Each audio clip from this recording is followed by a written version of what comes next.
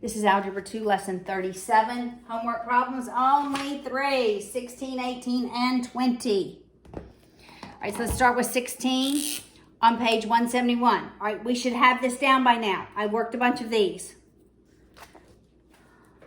So on page 171, it's 3 square root of 2 over square root of 7 minus 5 square root of 7 over square root of 2. All right, you should have this down. I multiply this first one, square root of 7 over square root of 7. This second one, square root of 2 over square root of 2. I multiply under the radical. 3 square root of 14, square root of 7 times the square root of 7 is 7.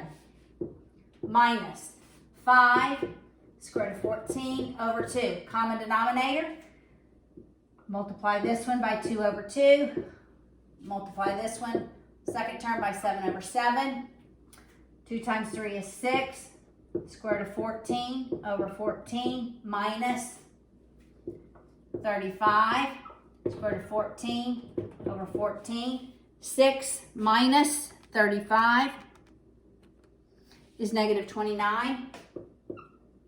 Negative 29 square root of 14 over 14. First you rationalize the denominator, then you go to a common denominator. And if you can, right, you're always going to come here and see if you can simplify because the terms are multiplied, but you cannot. All right, number 18.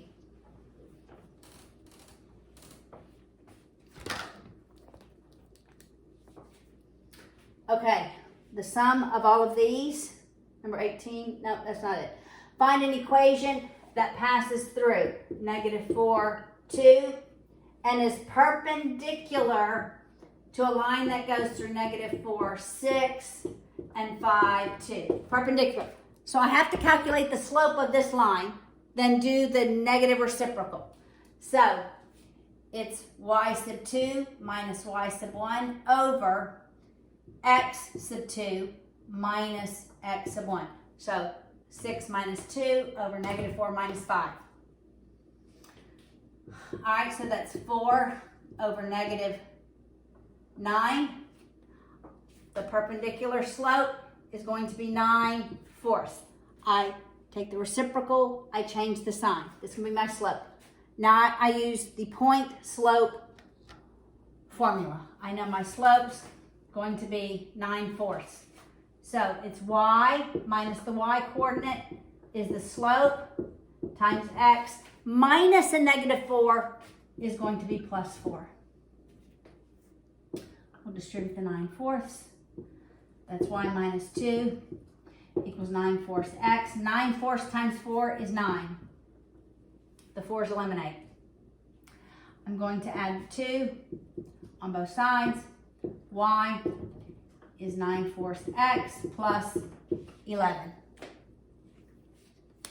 That is the equation of a line perpendicular to a line through these 2 points. Had to use these points to get the slope. Last problem, number 20.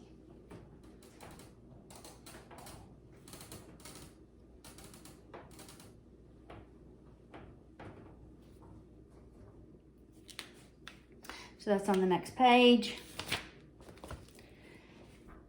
Solve by graphing. All right, so we have 3x minus 3y equals negative 6. And we have 3x plus y equals 6. I want y equals mx plus b. And then I'm going to set them equal to each other. So I'll subtract 3x from both sides. I have negative 3y equals negative 3x minus 6. I divide every term by negative 3. This one is y equals x minus 2. My slope is 1 over 1. I'll subtract the 3x on both sides. And here we have y equals negative 3x plus 6. All right, I'll graph them over here. You have to be able to graph lines. My y-intercept is negative 2. My slope is 1. I rise 1 as I run 1. Rise as I run 1. Here's my line. This y-intercept is 6. 1, 2, 3, 4, 5, 6. I'm falling 3 as I run 1. Falling 3 as I run 1. Falling 3 as I run 1. Well, I could already tell you. It's got to be 2, 0, but we will confirm it. We're going to substitute this in that equation for y. That's a pretty bad arrow, isn't it? So, it's for here we're going to put x minus 2. X minus 2 equals negative 3x plus 6. Okay, I'm going to add my 3x to both sides. I'll add 2 to both sides. So I have 4x equals 8. X equals 2, what I was expecting. When x is 2, y is 0. That's my solution.